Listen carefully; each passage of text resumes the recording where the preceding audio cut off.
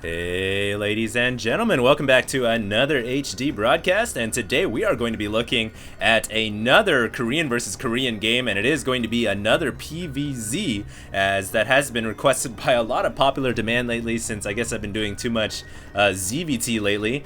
But one thing I wanted to call out was a lot of people have been messaging me saying, hey HD, you should try to study the Korean language so you can translate this. I don't even know what that guy's name is, but yeah, one thing about that is I would love to study the Korean language. I mean, I would love to understand the characters so I can translate it, but I think that might take just a little bit too much time away from my actual gameplay as well as casting. So hopefully if any of you guys are Korean American or just understand the Korean language in general, maybe you guys can translate it down below and just post it there in the comments, and then people will thumbs it up, obviously, if it's correct.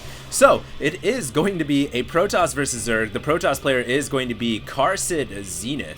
And I think I'll just call him Zenith because that's cooler than Karsid. And he is going to be the Protoss player, spawning here on the bottom left-hand position of Xel'Naga Temple, or whatever this place is, Xel'Naga Caverns. Always forget the names. And this guy right here, I did remember who it is, although I cannot translate this. It is OGS, or not OGS, it is Czech Prime. So Czech Prime versus Zenith. And I'm sure you guys are all excited to be watching Czech Prime play. He's one of those great Zerg players, legendary Zerg players, if you will, who has just now decided to go for a 14 hatch, and his drone here is just kind of chilling at the ramp, which I'm not quite sure what the reasoning for that is. I think he's going to hit himself on the shoulder when he realizes that his drone is just kind of chilling there. But yeah, Czech Prime here has gone for a 14 hatch straight into 14 pool. He's playing relatively standard here, opening with that hatchery first. But one thing about this map, because it is a Zerg versus Protoss, this natural is so hard to hold on to. I mean, look at this. There's an opening here, an opening here, and an opening here. I mean, the whole thing is like 180-degree heaven for Protoss players. And there we go. The probe just kind of running right by the drone. So I think there Czech Prime might have... I was going to say, is he leaving that drone there to block the probe? But obviously he didn't block it right there. So that, I'm not quite sure what that drone was doing. Kind of just got lazy on the job. And so, yeah, what I wanted to say was, on this map, I've played a lot of ZVP, and it is very, very difficult to hold on to this front door. I mean, you've got this ledge here, you've got this ledge here, you've got this ledge here. It's just so nasty to hold on to this front door, and I think that's why Czech Prime here decided to go for the hatchery first. It's going to help him secure spine crawlers a little bit earlier than if he had gone for a pool first, and he is getting that gas up mining right now. So what is he going to do with that first 100 gas? I would imagine he's going to try to get speed as well as crawlers, or speed for the gas, and then get some spine crawlers down to hold off against the Protoss player.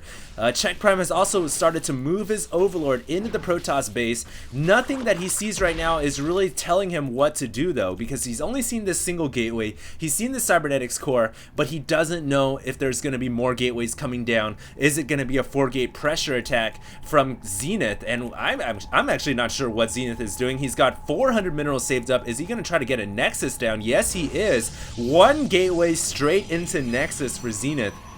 What a bold maneuver for our Protoss player here, and we do have adrenal glands pumping out of the first 100 gas from the spawning pool, and only one drone mining gas right now for that next upgrade, which will be the layer. Looks like Czech Prime here gonna try to surround the Stalkers with his Zerglings. Don't have metabolic boost yet, and this Zealot is going to fortify those Stalkers and keep them alive for and keep them safe from the Zerglings, obviously. But it looks like here Czech Prime is going to see what's up. He sees the Nexus, he sees an additional gateway as well as a forge going down, and wisely Zenith has a sentry to block off that ramp with force field should these Zerglings try to do a run by. It looks like Czech here could be in a bit of trouble. This is a very interesting opening from the Protoss player. What he's done here is gone for this Nexus first. He's got the gateway and forge, and he's going to try to wall off his entire front door with his buildings, and we've seen this kind of play before from Protoss players against Zerg. So we'll see what Czech decides to do. Looks like he's gotten for a lot more Zerglings than what normally would, and he is going to be able to surround the Zealots and the Stalkers. He's going to take down all the Stalkers.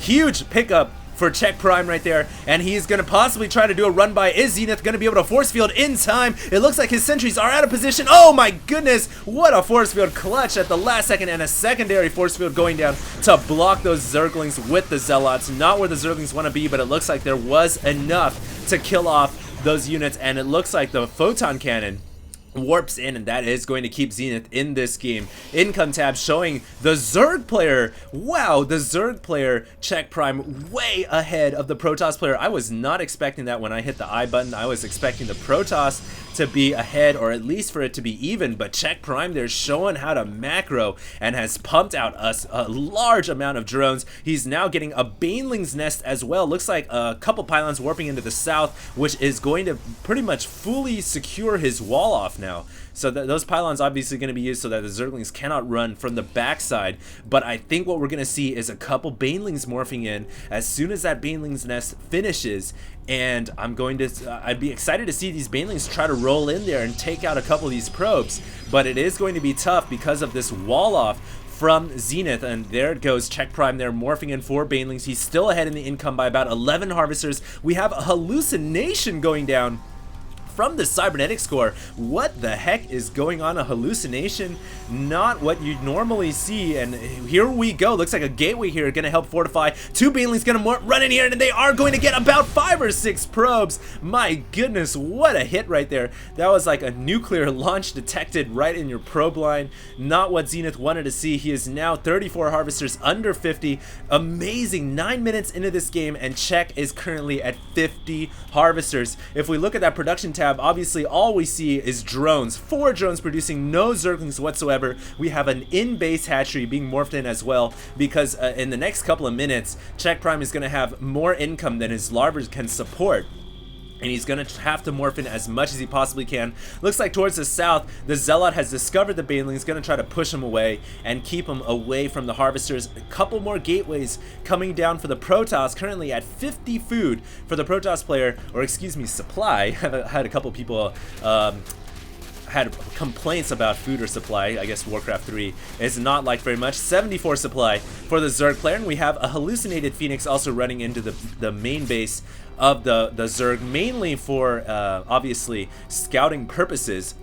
But I think that might have done some damage, because now Check might have thought that that was a real Phoenix, has morphed in a Hydralisk den and is getting Groove Spines, and he is getting about 8 Hydralisks right now. So I think he might have thought that the Protoss is committing to more Phoenixes than just that single Phoenix, but he's going to find that that's not the case, although the Hydras are still going to be good towards the mid and late game as well. A couple force fields going down there, obviously had a couple Banelings try to run in here earlier.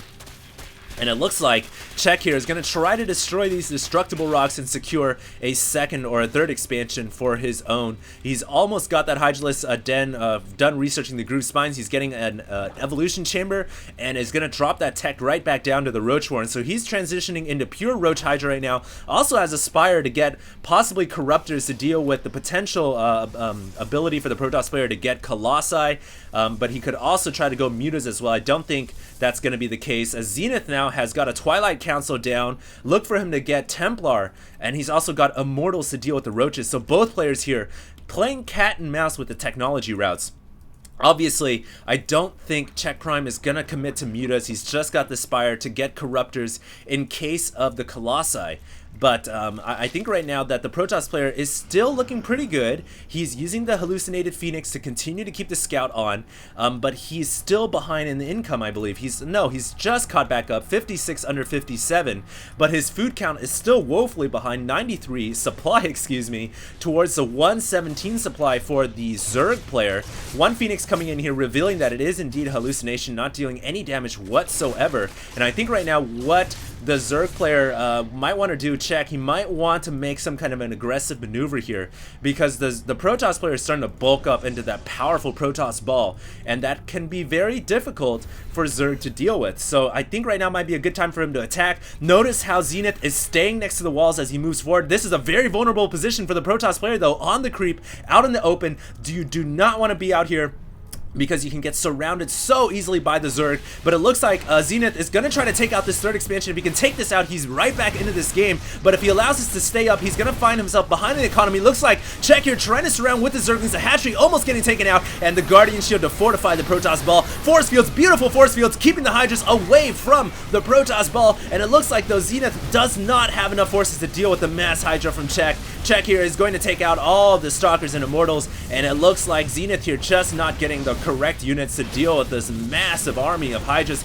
Right now, Zenith needed Colossi or Templar to storm so badly, and he does not have the correct units to deal with this mass Hydra push that is coming from Czech. Czech defends and deflects, and now he is pushing forward for a possible victory. It looks like on the production tab we have more roaches, more upgrades for the Hydras and roaches, no mutas whatsoever or corruptors, and that's because of course Zenith has no Colossi. And so it looks like right now Czech controls the entire center of the map. Notice how he's spreading that creep around. His income is about 500 minerals per minute, higher than the Protoss player because he's got this third expansion up. He was able to defend it, and a couple of overseers morphing in as well. Let's take a look at the upgrades tab. We have Carapace level 2 being researched. Looks like no, Carapace level 2 currently being researched, and missile weapons level 2 currently being researched.